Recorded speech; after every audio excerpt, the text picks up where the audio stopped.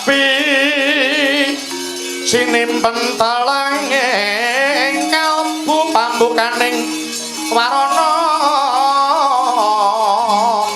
taran saking liyep layape ngaluyo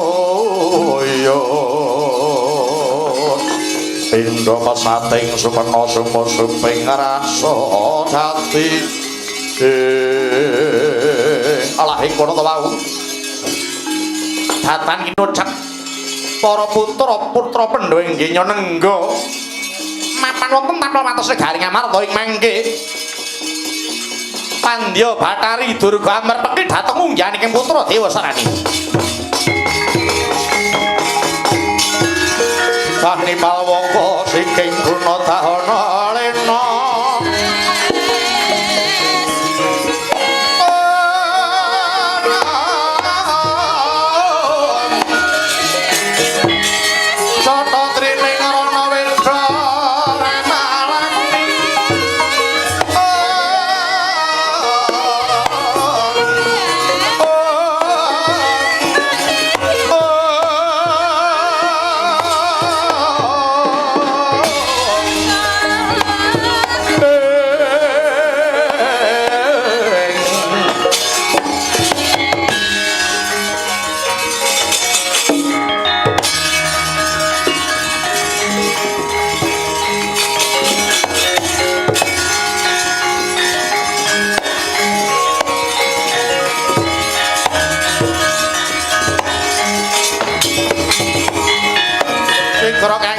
tumingal Adambo samya medalilir kadhit wileting gondo Kayawangkung mangun sang niti bencang sangat cimicil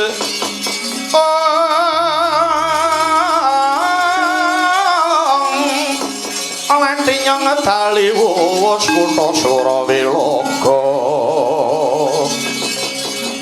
kaya kutha sing regil menika Kanjeng Ibu ani bali datenge putra pung Dewa Sarani daya-daya kula cumedhong dawuh Ibu Kong tete Iwang Kala Ludra Dewa Sarani kados pundi Ibu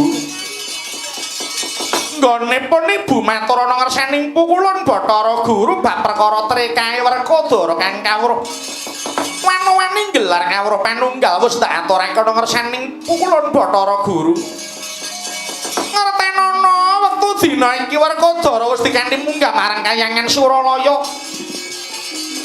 awet dheweke dianggep luput wanu-wani gelar kawruh panunggal kang minangka dadi sirikaning para dewa mengko yen kelakon Werkadara dipidana dicemplungke Kawah Candra dimuka ing kono Pandhawa liyane mesti padha bebela marang Werkadara awit para Pandhawa kuwi duweni sumpah ndok sak petarangan mukti siji mukti kabeh mati siji padha mbelani Werkadara mati ora wurunga Puntadewa ya bakal bela mati kembar ya bakal bela mati Janaka mesti bakal tumekaning mati mengko yen Janaka tumekaning mati Sembadra kelakon dadi bojomu waduh Kanjeng Ibu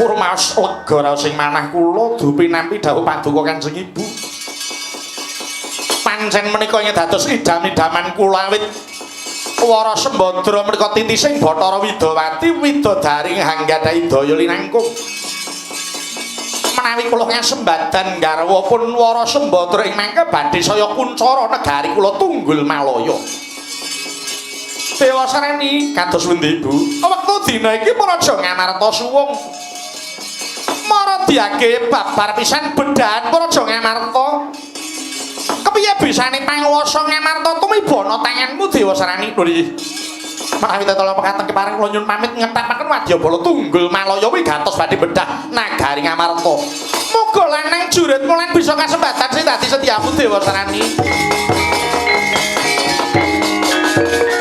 Sumangga anggara sura sumbar lindhu bumi kunjing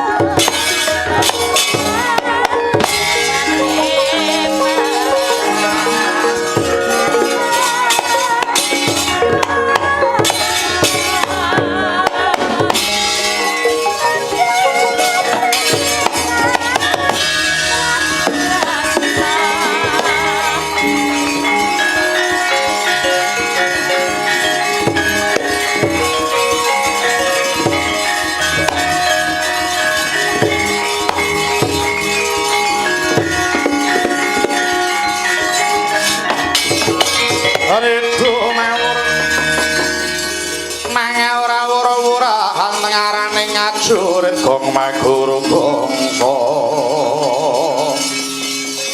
tetep kaya butula war panjriting turang kesti yang dwaja kangge kitir kata ingkang dwaja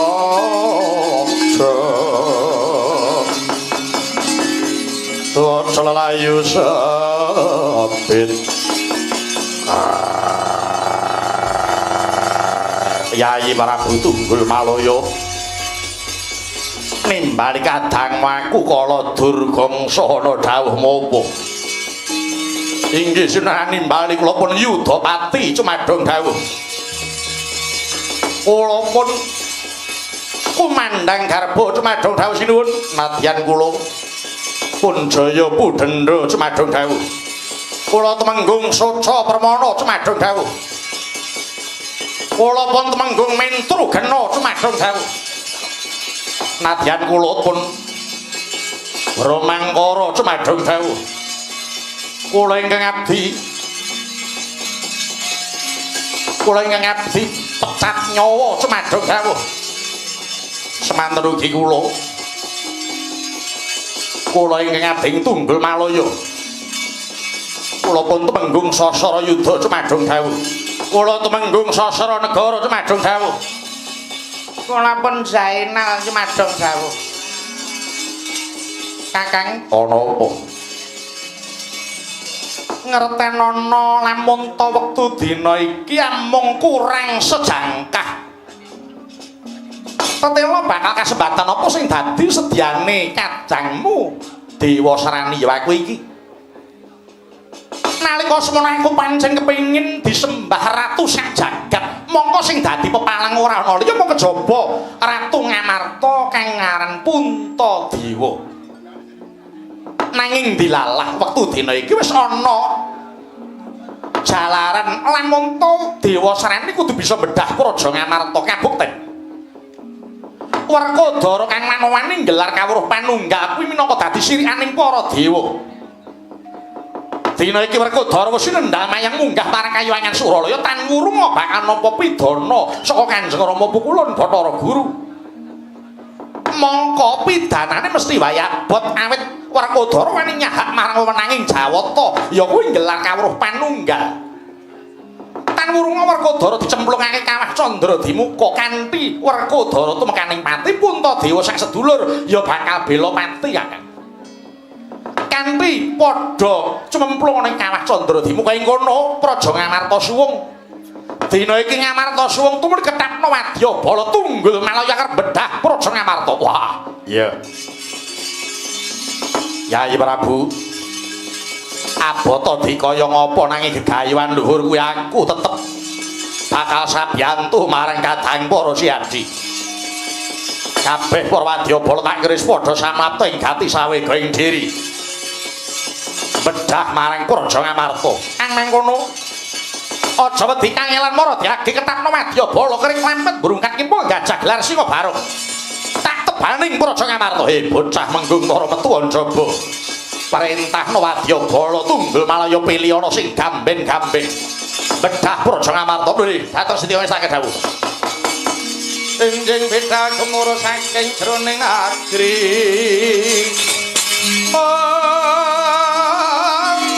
kunging kang bala kuswa prabusananira lir surya wedalira saka ing jala nidya rasa madangi jagat tuk mung paning sabocah ing ukir merbabak bang sumirat prasara ting surya nampak mega lan gunung-gunung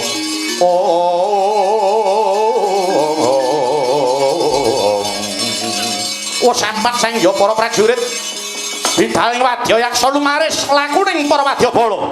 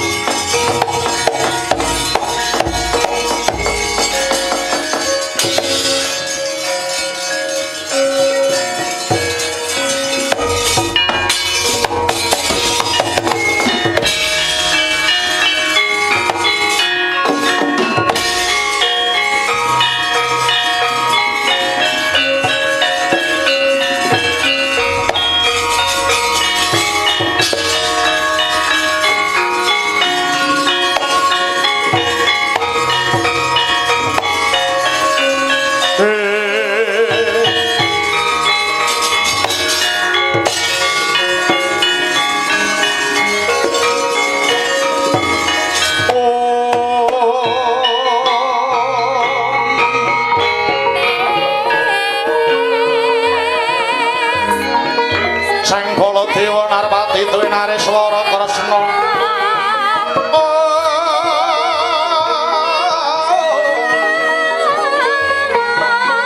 Kalanggung tresnane ora marang dia bangun sinawi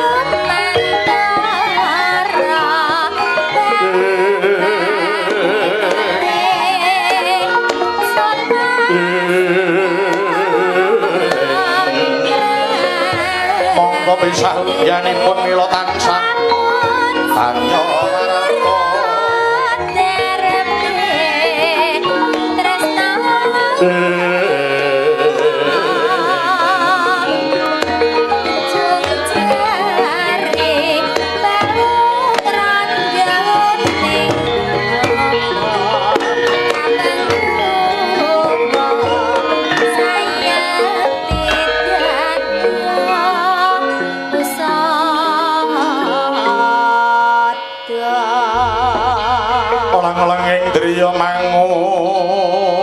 mangungkung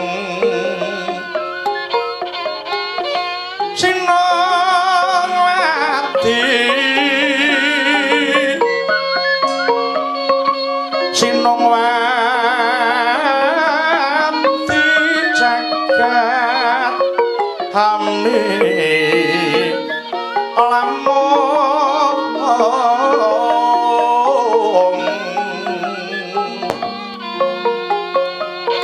Mbak lumembak ing samudra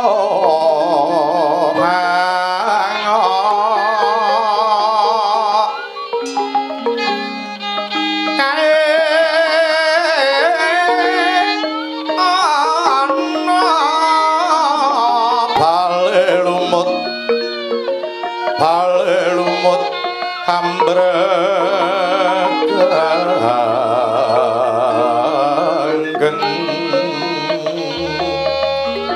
aweta denceng-dencengan Arya sengsem kangtu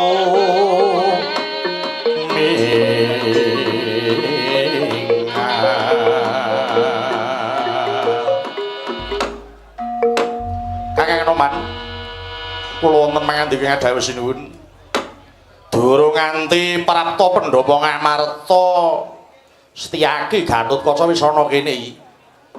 Inggih sinuwun, inggih. Koko Prabu sungkem pangapunten kula kunjuk wonten sandhep pada paduka. Semanten ugi kula Prabu sungkem kula kunjuk. Ya. Dimas Setyaki lan kowe Gatotkaca wis tak tampa pangestuku tampanana ya Setyaki lan Gatotkaca sanget anggen kula mundi, sanget anggen kula mundi. Kepareng kula nila karang paduka kok Prabu badhe tindak pundi? Setyaki kula wonten dawuh. Pun Kakang krungu tembang rawat-rawat ujaring Mbok Bakul Sinambiwara kang binandunging Karna. Lamun ta wektu dina iki kadangku Yayi Bratasena jare wis kundur, wis bali saka olehe kayungyon marang ngelmuning Begawan Durna. Nalika semana pun Kakang krungu kabarku ya saka Kakang Anoman yen ta Bratasena ketang tresnane karo Begawan Durna lan kepengin nyumurupi marang ngelmuning kasampurnan direwangi tata nyawa jegur segara. Manut kandhane Kakang Anoman, biyen Kakang Anoman wis mbudidaya ngalang-alangi. Piye bisane Bratasena ora bacut ning kepara malah dikipatake malah meh cemplung jurang. Nanging syukur mangayu bagi lamun ta wektu dina iki kadangku Bratasena wis bali maring Praja Ngamarta kang saka iku Dimas Setyaki. Tumuli aku larap nakarep munggah marang Praja Ngamarta. Lan apa bener lamun to Yayi Kresna wis mapan ana kene? Inggih, Koko Prabu. Mboten sisip menapa dados dawuh paduka Koko Prabu dinten menika Kakang Mas Werkudara sampun kundur saking anggenipun Jemegara wonten ing samudra. Wah, wis bali. Iya samudra. Wah, syukur, syukur. Waduh Raden, syukur bagi sewu. Menawi kadang kula Bratasena sampun wangsul anggenipun ambyur samudra. Nalika semanten saestu dawuhipun Sinuwun Mandura menika kula ngalang-alangi mboten namung kula para kadang-kadang bayu menika sami ngalang-alangi lekasipun Werkudara kula mboten pitados kalian Begawan Durna ingkang dipun tunggangi kalian kekiyatan Ngastina. Namung inggih dawah leresan nai sampun wangsul mugi antados ing kawuningan. Koko Prabu Ndrawati ugi sampun lenggah wonten mriki. Yai Kresna gawis lenggah sampun. Nanging piye dinten menika Kakang Mas Werkudara dipun sendal mayang minggah wonten Suralaya. Ulumantar pukulun Kanika Putra Kakang Mas Werkudara dipun anggep lepat awit wani gelar kawruh panunggal ingkang dados minangka dados irikaning Jawata. Miturut pawarta ingkang kula tampi kados mekaten sedaya para kadang Pandhawa sami mbelani kalebet Koko Prabu Ndrawati ugi bebela dhateng Sinuhun Puntadewa tuwin Kakang Mas Werkudara. Kaki atrisang kapirangu ori nangkul kinempit gambit dosa ngreknaning bawana. Ya situ kang walangati ya situ kang ngena sing tias ya situ kang kudu garing ya situ kang kudu garing yen ana wektu dina iki ngamarta suwung. Inggih Prabu, kula dalah paman Setyaking tuwin para putra ingkang nengga dhateng kayuwananipun nagari Ngamarta ingkang dipun tilar para punden kula wau. Wah, lah dalah. Wah, lah kok malah tinemune Werkudara dianggep luput ora genah oleh nuding marang keluputane Werkudara. Banjur kowe apa arep sumusul marang Suralaya? Mboten, Prabu. Kula dalah para putra sedaya badhe njagi kayuwananing negari Ngamarta. Yen pancen mengkono sinambi pun nunggu baline wong atuamu, aku tak melu nunggu marang kayuwananing Praja Ngamarta wae. Nanging yen tanteni sawetara Pandhawa Durabali Baladewa ya arep melu gugat marang kayangan. Kula sumanggaken Prabu. Kakang Anoman kados Undi Sinuhun kowe aja dikangelan. Ayo melu nunggu maring Praja Ngamarta. Lamun ana apa-apa dadi tanggung jawab ing Baladewa kula iki sowan sinuwun.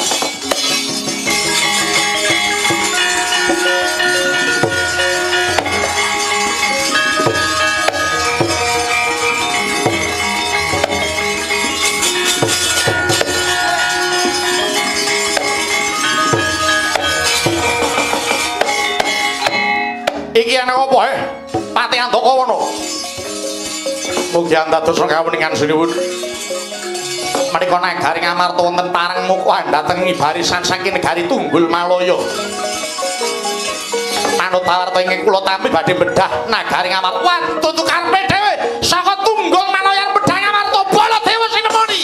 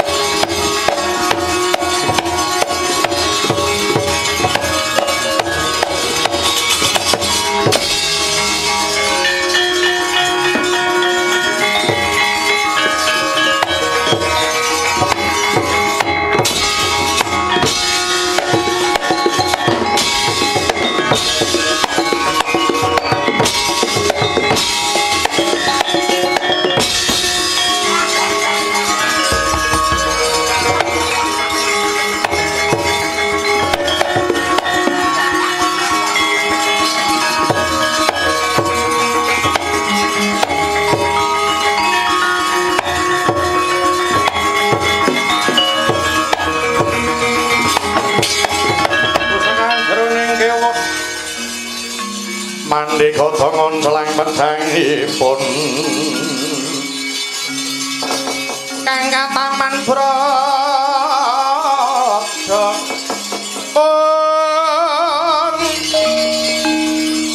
temah tekeng lali surak manengger gumuruh surak manengger gumuruh waduh ana pawongan cendhek cilik brengose sekepo sisih pelintir sampir ke kuping nyawang aku sajak kowe urung tau nyawang wong ngisor dhuwur kowe nek nganti kepincut karo aku aja tok luputke ora mung kowe yen batin yen to aku ki wong bagus kang tanpa cacat. Nadyan ora kewetu tembungmu aku wis ngerti yen iki mesti gumun karo aku. Ya ora? Ora. Oh ya wis. Sapa kowe? Setyaki aranku balik. Kowe sapa? Temenggung Candrawati. Saka ing Praja Tunggul Malaya trunyak-trunyuk nyak-nyakan tekan kene arep opo goleki sing nyekel panguwasa Praja Ngamarta karepmu entuk ora entuk Ngamarta tak jaluk ayo sapa sing ngalang-alang tak rampungi nyawani sing ngalang-alangi Setyaki kelakon penjang kamu waton bisa ngelangkai bangkine Setyaki wah kaya mentas meguru anyar wani karaku apa mesti tak wedeni rasa kowe datakokean sesumbar makna sastra jendramu wat keraji japa mantramu tebuak dadamu mutah getih ing kono nglayang nyawamu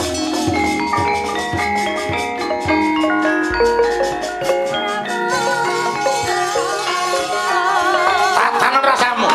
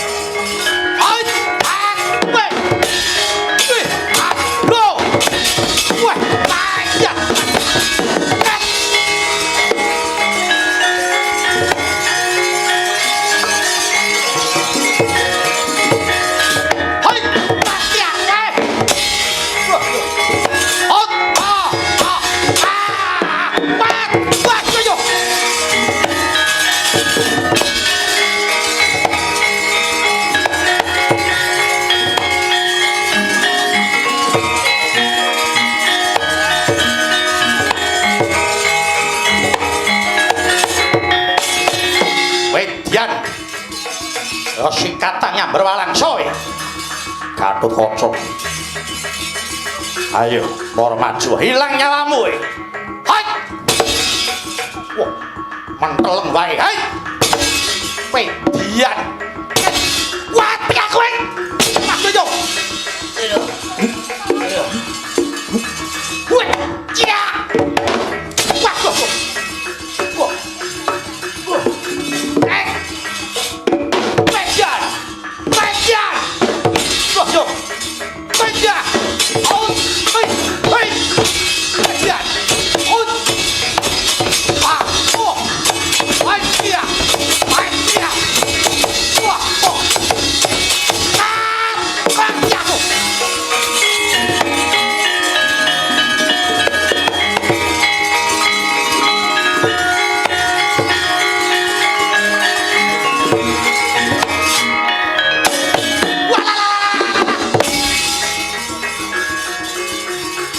Wah, ana munyuke.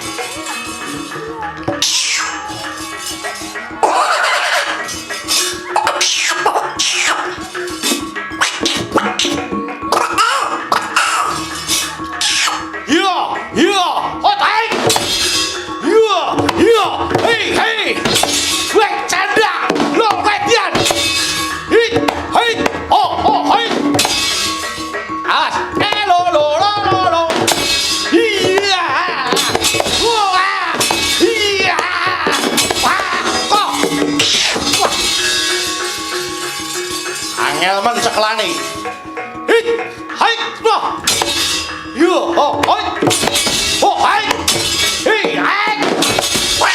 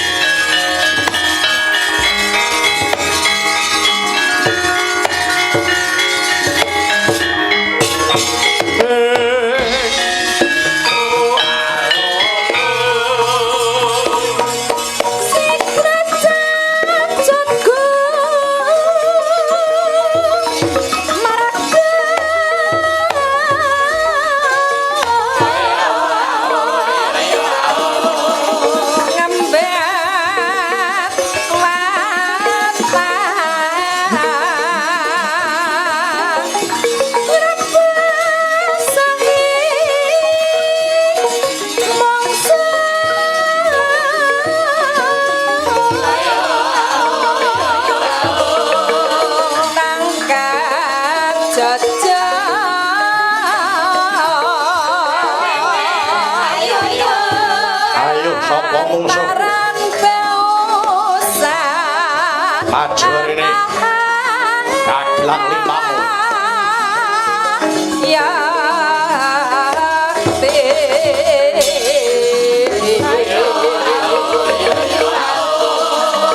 Tingolino prapteng Tingolino prapteng mampus.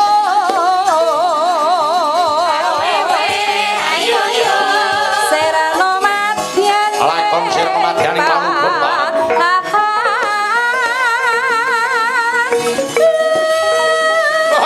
Maju rene.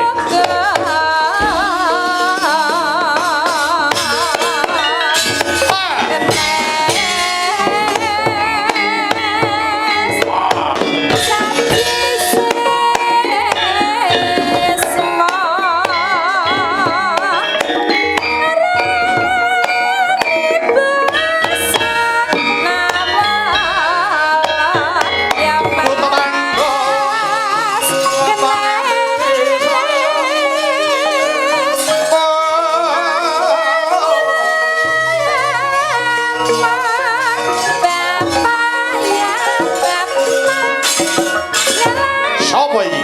Gatotkaca. Balik kala Durgangsa.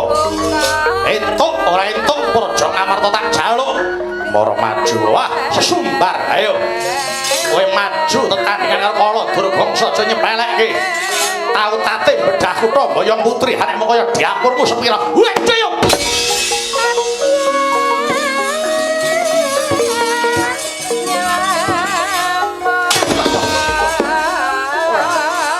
Ayo.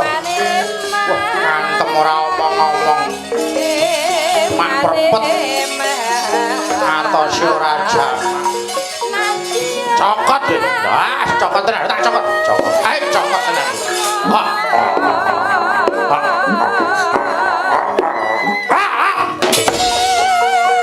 Alote. Ah, cokot pupu, cokot pupu, cokot.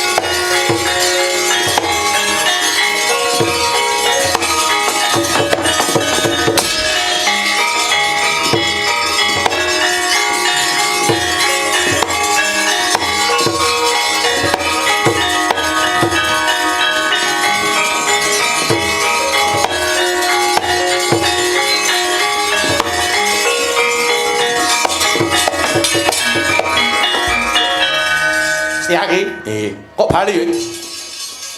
Sajake kok angel men.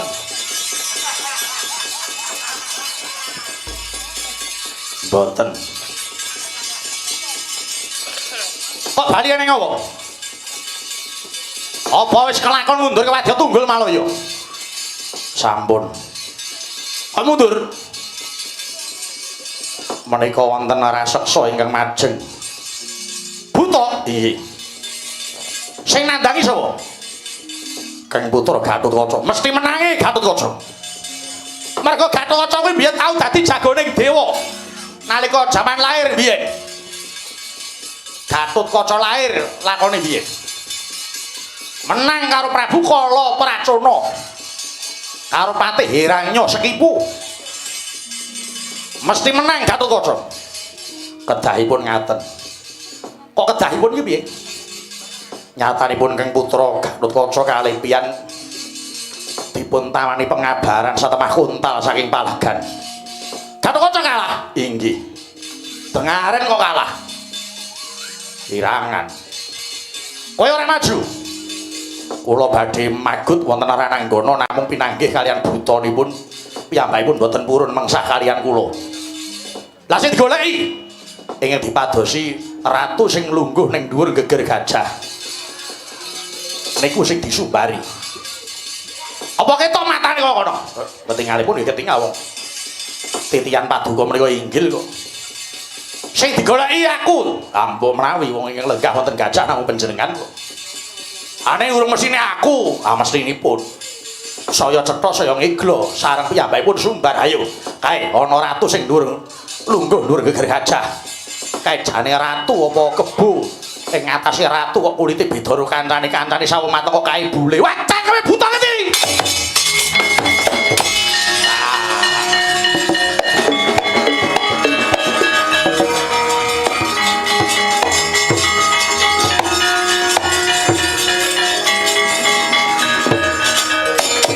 Yang satelek cangkeme buta belawan-wani madani bala dewa kebo. Rumah samaku iki kulitku bule kaya keplak dasmu. Ora sigal apa tak guroni we.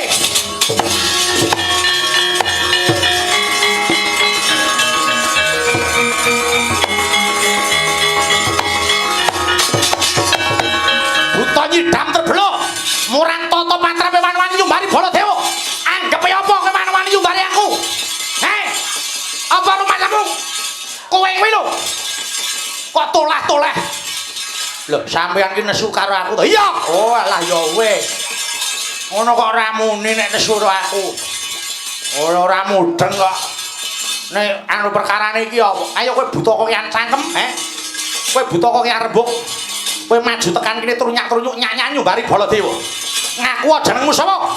Iki Kala Durgangsa balik kowe sapa? Nata Mandura Prabu Baladewa Halayudha Karsana Kakrasana Kusuma Wali kita Wasi Jaladara. Ratu apa gentho iki? Ratu kok bengak-bengok. Aku ora budheg bareng kok dibengoki. Ayo, kowe tekan kene arep ngopo? Kowe tekan kene arep ngopo? Entuk ora entuk Praja Ngamarta tak jaluk. Piye? Piye? Entuk ora entuk Praja Ngamarta tak jaluk. Kowe arep jaluk Ngamarta iya? Kowe arep jaluk Ngamarta apa serep cawamu? Kowe jeleng nyawang sora ing srengenge. Kowe jeleng ngemut legine gula. Kowe arep nyumbari bedak Praja Ngamarta ana syarate. Syarate apa? Weton kowe bisa nglangkahi bangkene Baladewa kelakon bedak Ngamarta. Oh, gaglak liwat dublak tu kacangmu basa kowe.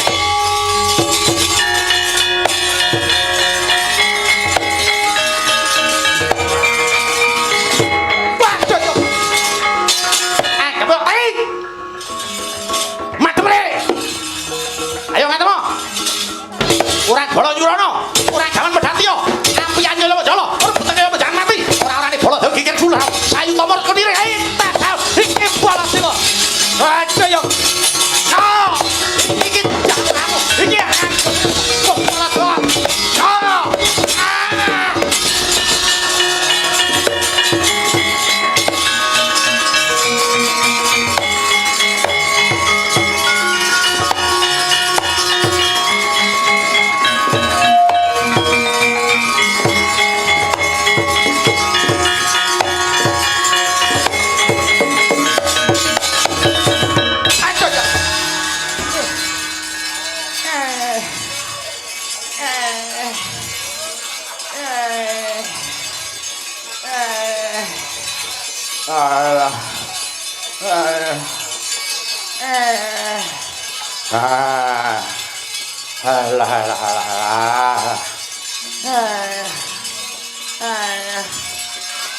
Buta yayaan.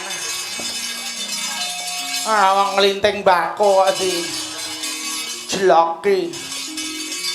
Alah mbah. Ngapa? Oh alah, piye ning apa? Mungsuh sapa? Mungsuhe wong edan. Nek wong edan satriya ki nek nganggo tatanan yen perang mesti ya nganggo etungan. Lah iki ora kok. Sama ta? Prabu Baladewa. Baladewa. Heeh. Kowe dikapake komplit. Dipisuhi, dijejeki, didak-idak. Ora tok wales, ora gelem gentenan kok. Polahe kaya kitiran kok. Ora tok cokot, wales karo nyokote piye? Bisa nyokot nek sing dicokot iki mapan. Lah kuwi ora kok. Oh. Kon yen ora sampeyan sing maju, ora rampung iki. Kudu aku ta? Nggih no. Oh. Baladewa ki dapure yang apa? Kowe ndek fotone ora? Mboten. Kira-kira karo aku gedhe ndi? Gedhe sampeyan, dhuwur ndi? Dhuwur sampeyan. Nek miturut mripatmu sing nyawang sekti ndi? Sekti sampeyan. Oh. Nek mung Baladewa sepira gedene? Mara minggir Mas, minggir. Minggir aja ngaling-alinge penduluku Prabu Baladewa madha idane kobong tadi.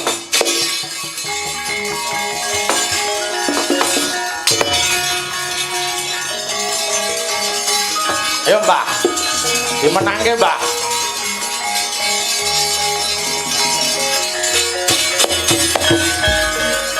Kowe ngerti sing jeneng Baladewa ora?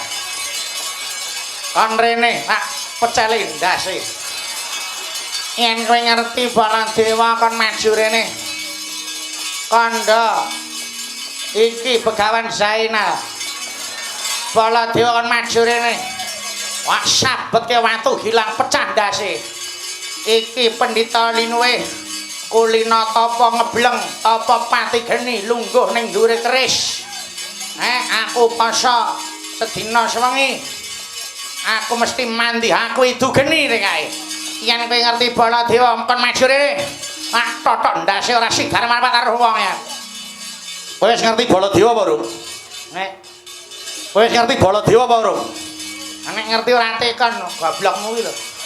Kok aja pekok-pekok dadi wong iki kok goblok ora jamak. Aku nek ngerti ora tekan kowe. Dus nek parah kowe iki.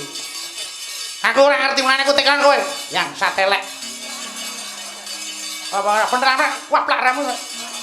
Ayo slentik lho. Wah sikut raimu. Baladewa golekno rene. Aku takon wis ngerti Baladewa apa urung? Aku ngomong aku nek ngerti ra takon dapurmu. Yen kowe durung ngerti Baladewa, lek nomor 4mu gatekno gobokmu. Sak donya ki ya mung siji Baladewa ki ya aku iki. Lho. Sapa, Mas? Baladewa ya aku iki. Oh, kowe Baladewa. Ya, aku Baladewa. Wah, ora omong mau-mau. Kowe kandha Baladewa kok lagi saiki. Kowe takon karo aku tak wangsuli saiki takon jenengmu sapa? Begawan Zainal. Begawan Zainal. Ora ja. Za. Oja gak enak. Zainal mah Zainal. Zainal. Heeh. Zainal, heeh. Cangkemmu angel kon muni kaya cangkemmu kuwi. Kowe arep nyumbari Baladewa, aku iki Baladewa. Kowe nek wis metu aku arep ngopo? Rasa kowe ngarempuk ing kene marga. Wah, bosok kowe.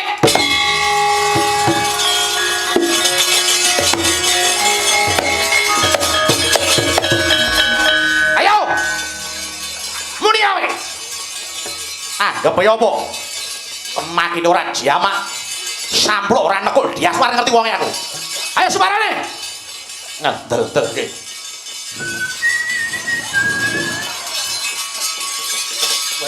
Aduh.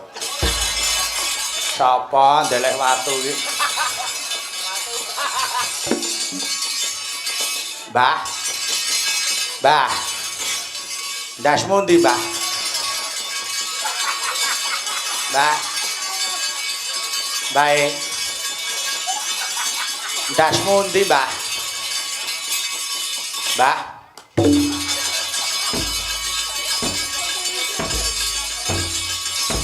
Sithik nih. Nah.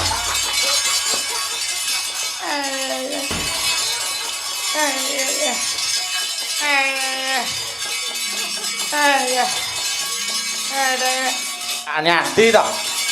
Aku ya. Piye? Piye? Sing muni Baladewa cilik luwih gedhe akumu cangkeme sapa? Aku ngono kok. Kowe kok ngapusi. Aku tiwas tekon tak sumbara kepro ndase bare tak bake jeke sing tak tekoni. Tiwas aku muni, Baladewa re, hak idonane kobong ngono iki. Jebul wong ning ngarepe. Galake kok. Ayo re. Wong loro genah-genah kowe ngeroyak aku. Kowe ngeroyak aku.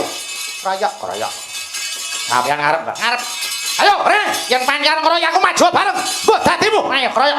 Ya kowe, ayo. Kowe kok kamburi aku kok ngarep lho ya. Kok nek aku wis nyekel kowe geton kamburi. Ya, ayo. Nek ora dikeroyok. Ayo, yen panjenengan ngeroyak aku. Nah, maju. Aku nek gelem maju mandang. Ini margane ojo tadi mati kowe.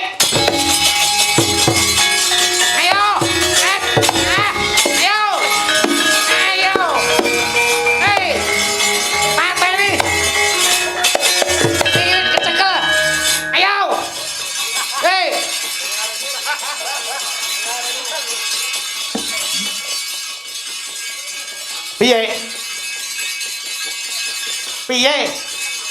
Pun mang napake manut wis. Ajeng mang ketok ndas kula ya manut. Ajeng manak-manakku nderek wis pun dah. Nah, pun. Ya, lajeng manapake pun manut. Ini ngopo ndase ya diseser-seser iki lho. Pun kula nderek. Ayo, kowe yen nganti ora gelem minggat totok ndasmu mbok dadimu kowe, Pak. Ayo, limu semurene.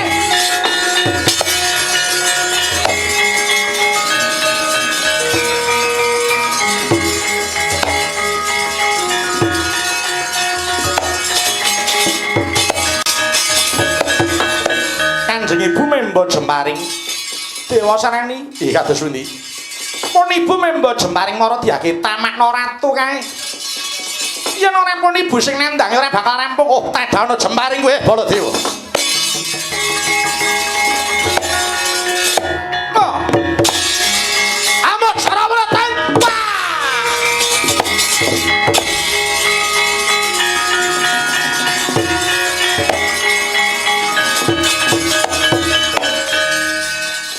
Sampun kasebatan Baladewa. Mboten saged nandingi dhateng Kirja Paduka Kanjeng Ibu. Ayo Dewa sareng aja mandhek tekan semene wae. Budidaya piye carane bisa ngrebut Praja Ngamarta? Mengko sapa wae sing ngalang-alangipun ibu kang mimba Jemparing tamakno nggih sedika.